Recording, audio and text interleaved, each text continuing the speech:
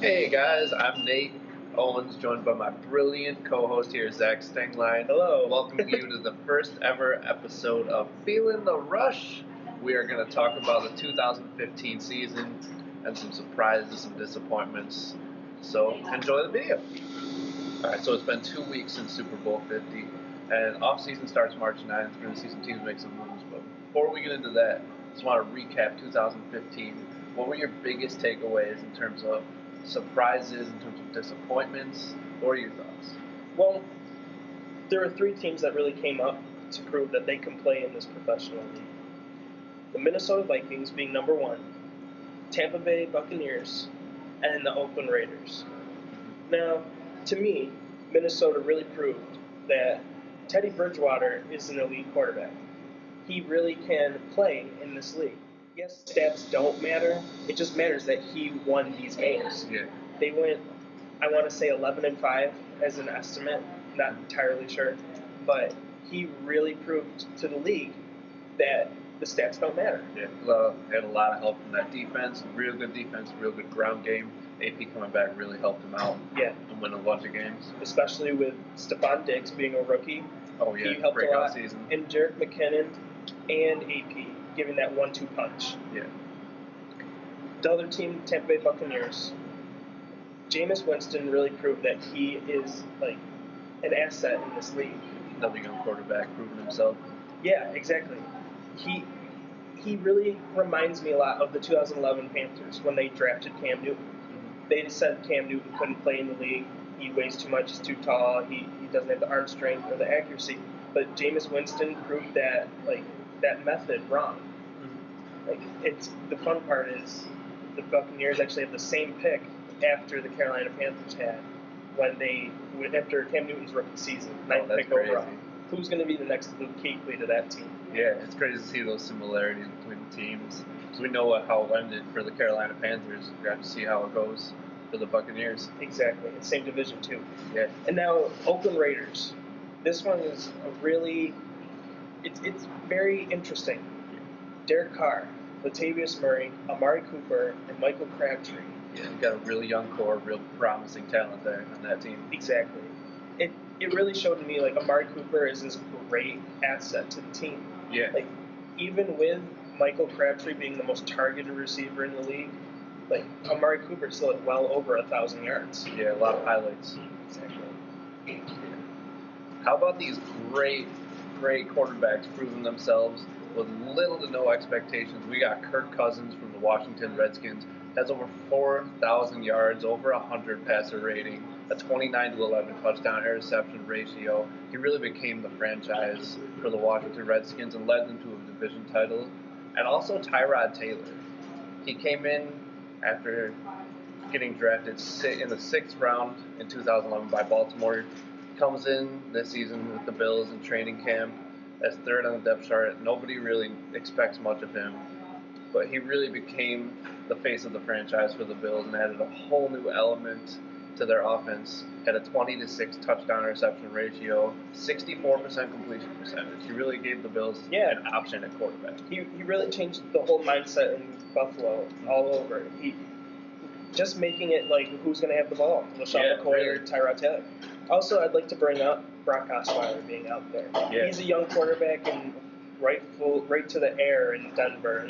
Peyton Manning may be retiring soon, but just another name to throw out there with Kirk Cousins and Tyrod Taylor. Definitely. So how about some disappointments from 2015? We talked about some good surprises we didn't see coming. How about some disappointments out of teams? Well, it's kind of sad to see San Diego Chargers be down on this list because it's so hard to look at a team that's so rich with talent.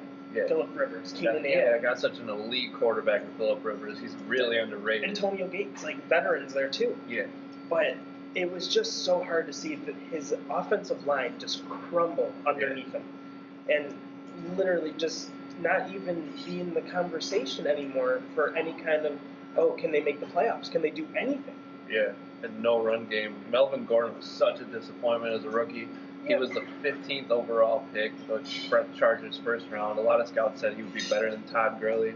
He only had 641 rushing yards, 0 touchdowns on the season, had that injury, went down after 8 games. Yeah. I want to say, just real disappointing out of their first round pick. To me, it's more of like a resurgence for next year. How can they get better? Yeah. And honestly, that third overall pick is going to be insanely crucial to them. Linemen, defensive help, anything. Like, I'm more looking for a lineman there. But Yeah. honestly, getting them going, they got new people in there. Let's push that run game. Let's protect Philip Rivers. Yep. I also had the Cleveland Browns. Yeah, they're not that exciting, and they're usually at the top of that list of disappointments, but the main reason why they're on there is because of Johnny Manziel. Yeah. Just the whole, like, thought of him doing all these things, like, he's coming to practices drunk.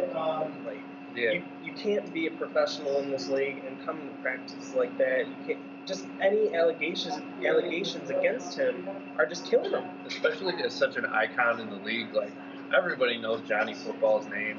Everybody's watching him. He's got the spotlight on him. You really just got to be better for your franchise. Exactly. To represent them better. It was sad not to put the Baltimore Ravens on that list above that. Oh yeah. Same division. It's going to come down for Johnny Manziel. He's going to be out of that system. Hugh Jackson does not like him there. Yeah. Does not like him. So we'll see Browns picking up a quarterback with that second pick. Absolutely. Yeah, it'll be exciting. How about the Dallas Cowboys from the NFC? They were 12-4 last year, first place in the division, won the divisional round in the playoffs. And what happened this year? They're 4-12. They have no run game. Last year, DeMarco Murray was the leading rusher in the NFL. He had over 1,800 yards, 13 touchdowns.